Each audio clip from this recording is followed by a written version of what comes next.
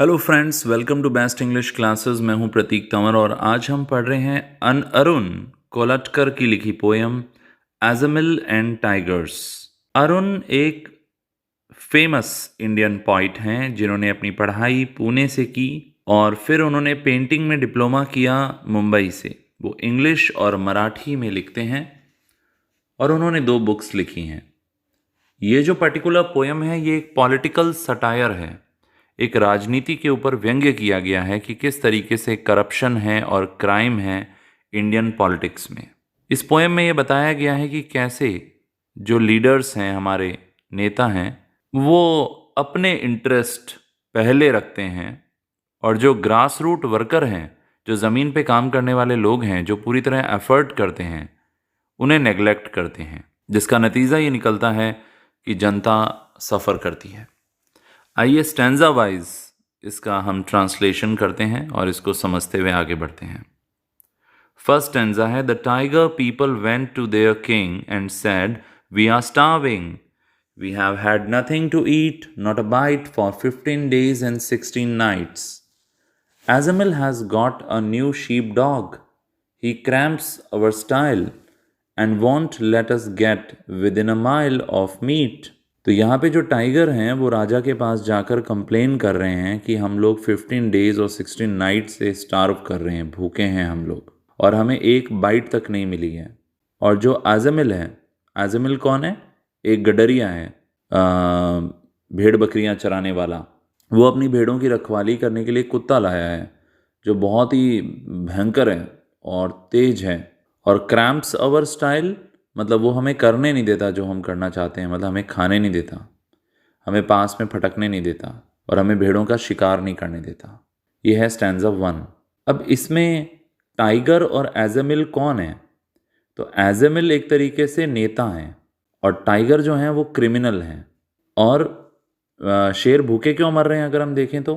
क्योंकि वो जो कुत्ता आ गया है वो उनको बड़े उनकी रक्षा कर रहा है और उनको नाकाम कर रहा है, उसको अपना काम करने नहीं दे रहा है। अब एज़मिल को किस टाइप का शेपर्ड दिखाया गया है? बड़ा होशियार शेपर्ड दिखाया गया है इसमें। अब हम देखते हैं stanza 2। That's shocking said the tiger king, why didn't you come to see me before? तुम पहले क्यों नहीं आए मेरे पास?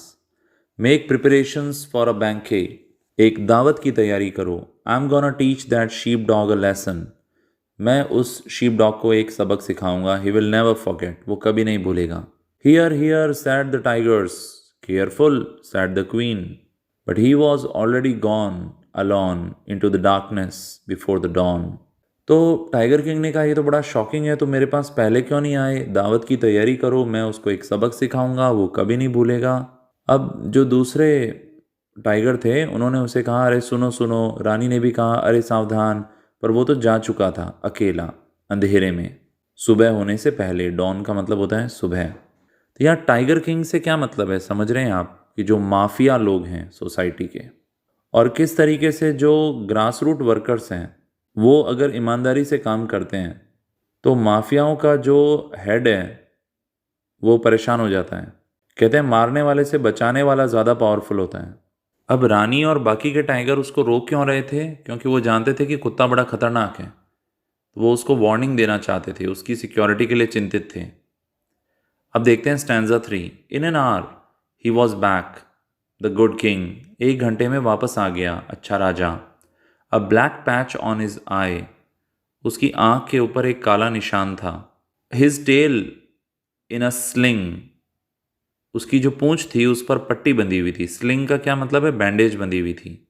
And sad, I have got it all planned now that I know the lie of the land, अब मैं पूरा अच्छे से स्थिति का अंदाज़ा लेके आ गया हूँ। All of us will have to try, हम सबको कोशिश करनी होगी। We will outnumber the son of a bitch, हम संख्या में ज़्यादा हैं। और सन ऑफ अ बिच एक तरह की गाली है जो इसने उस कुत्ते के लिए ली है।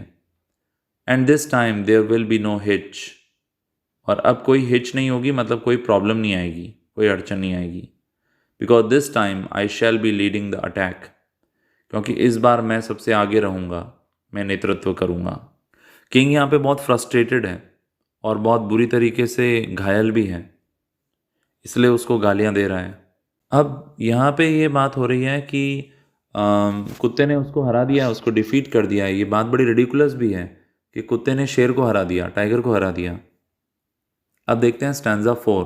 Quick as lightning the sheep dog was, कि वो बिजली की तरह तेज था, जैसे बिजली का फ्लैश होता है, थंडर का, वैसा था वो। He took them all in as prisoners of war, उसने उन सबको पकड़ लिया, युद्ध का बंदी बना लिया, कैदी बना लिया। Before they could get their paws on a single sheep, इससे पहले कि वो एक भी भेड़ पर अपने पंजे मार पाते। They never had a chance, उनके पास कोई मौका नहीं था। The dog was in 51 places all at once, dog उन एक साथ ही 51 प्लेसेस पे मौजूद था। He strung them all in a daisy chain, उन सबको बांध दिया उसने एक चैन में। एंड फ्लंग देम, और फेंक दिया, in front of his boss in one big heap, और एक बड़ा सा ढेर बना के उसको फेंक दिया। तो यहाँ पे हम देख रहे हैं कि एक फिगर ऑफ स्पीच का यूज़ हुआ है, सिमली का यूज़ हुआ है, कि शीप डॉग को कंपेयर किया गया है बिजली के साथ में, और उसकी ताकत इतनी बताई गई है कि वो 50 टाइगर और उनका राजा, वो भी मिलकर उस पर हमला नहीं कर पा रहे, उससे जीत नहीं पा रहे, और उन सबको एक साथ बांध दिया है और फिर फेंका है उनके मास्टर एजमिल के सामने। अब हम देखेंगे stanza 5। Nice dog you got there Ajamil, said the tiger king, looking a little ill and spitting out a tooth. Spitting out a tooth मतलब एक टूटा हुआ दांत है, उसको वो बाहर निकाल रहा है, थूक रहा है, एक दांत टूट गया है। तो जब टाइगर्स और उनके राजा को एजमिल के सामने लाया गया, तो जो टाइगर किंग था उसने डॉग की प्रशंसा की कि टाइगर किंग थोड़ा इल दिख रहा था, उसका एक दांत भी टूटा हुआ था। But there has been a bit of misunderstanding, कि थोड़ी सी मिसअंडरस्टैंडिंग हो गई है। We could have wiped out your herd in one clean sweep, हम तुम्हारे पूरे झुंड को मिटा सकते थे एक बार में। But we were not trying to creep up on your sheep, पर हम धीरे धीरे तुम्हारे पास आने की कोशिश ही नहीं कर रहे थे। We feel that means are more important than ends, हमें ऐसा लगता है कि नैतिक तरीके से अगर हम आगे बढ़ें तो वो ज़्यादा अच्छा होगा। We were coming to see you as friends, हम तो तुम्हारे पास दोस्तों की तरह आ रहे थे। एंड दैट्स द ट्रुथ, और यही सच्चाई है। तो अब यहाँ पे आके तो वो उसको अप्रिशिएट करने लग गया, उसके पेट को, उसको खुश करने के लिए। अब वो बड़ा बीमार भी दिख रहा था क्योंकि उसका एक दांत भी टूट गया था लड़ाई में। बड़ी सिंपल और स्ट्रेट फॉरवर्ड लैंग्वेज यूज़ में ले रहा है यहाँ पे पॉइंट। अब हम देखते हैं स्टैंजा 6 को। The sheep dog was the type who had never told a lie in his life. Sheep dog इस टाइप का था कि उसने अपनी ज़िंदगी में कभी झूठ नहीं बोला था। He was built along simpler lines and he was simply disgusted. वो एक ऐसा सीधा साधा जीव था जिसने कभी झूठ नहीं बोला था, और ये बड़ा डिस्गस्टेड हो गया जब उसने उसको झूठ बोलते देखा, राजा को। He kept on making frantic signs, but Azamil, the good shepherd, refused to meet his eyes. जो भेड़ पालक था वो बड़ा दुनियादारी निभाने वाला आदमी था। He pretended to believe every single word of what the tiger king said. Ajamil ने ऐसा नाटक किया कि हाँ हाँ मैं भरोसा है मुझे तुम्हारी हर एक बात पे जो तुम कह रहे हो। And seem to be taken in by all the lies, और उसने ऐसी एक्टिंग की कि भाई उसको ये सब झूठी बातें सही लगी, उसे भरोसा हो गया है। तो ये जो डॉग है ये किस टाइप का क्रिएचर है? डॉग तो ऐसा भाई कभी उसने झूठ बोला नहीं, बड़ा सिंपल और स्ट्रेट फॉरवर्ड टाइप का क्रिएचर है। और वो बड़ा शॉक हो गया जब उसने देखा कि टाइगर किंग बड़े आराम से झूठ बोल रहे हैं। अब ये बात यहाँ पे देखी जाए तो इंडियन पॉलिटिक्स के बारे में कही गई है कि जो ऑनेस्ट और लॉयल पार्टी वर्कर्स होते हैं वो अपनी बेस्ट कोशिश करते हैं अपनी पार्टी के इंटरेस्ट्स को पूरा करने के लिए, अपनी ज़िंदगी को भी रिस्क देते हैं। बट उनके सेक्रीफाइसेस को डिसरिस्पेक्ट करते हुए जो पार्टी के बॉस होते हैं वो बदमाशों के साथ हाथ मिला लेते हैं अपने खुद के सेल्फिश इंटरेस्ट के लिए। अच्छा, यहाँ पे जो पॉइंट है वो एजमिल को एक अच्छा गडरिया, अच्छा भेड़ पालक क्यों कहता है, वो ये बात उसने सटायर के रूप में कही है। वो एक्चुअल में इसका अपोजिट कहना चाहता है। वो कह रहा है कि भाई वो अपनी शीप के वेलफेयर को इग्नोर कर रहा है, एक तरह का वो धोखेबाज है, ट्रेटर है। ये तो यही तो सटायर है, यही तो व्यंग्य है कि वो कहना कुछ और चाहता है पर वो उसको एक अलग तरीके से कह रहा है। जैसे किसी मोटे व्यक्ति को कहें कि आज तो बड़े पतले लग रहे हो। 7th स्टैंजा है, Ajamil cut them loose and ask them all to stay for dinner. Ajamil उन सबको छोड़ देता है और कहता है कि आज डिनर के लिए रुको। It was an offer the tigers couldn't refuse. ये ऐसा ऑफर था कि टाइगर मना कर ही नहीं सकते थे, वो तो बेचारे भूखे थे। And after the lamb chops and the roast, और फिर उनको लैम्ब चॉप खिलाए और रोस्ट मतलब भुना हुआ लैम्ब खिलाया। जब एजमिल ने प्रपोज किया कि हम लोग एक लॉन्ग टर्म फ्रेंडशिप ट्रीटी करेंगे, संधि करेंगे, सारे टाइगर्स रोर कि वो दहाड़े।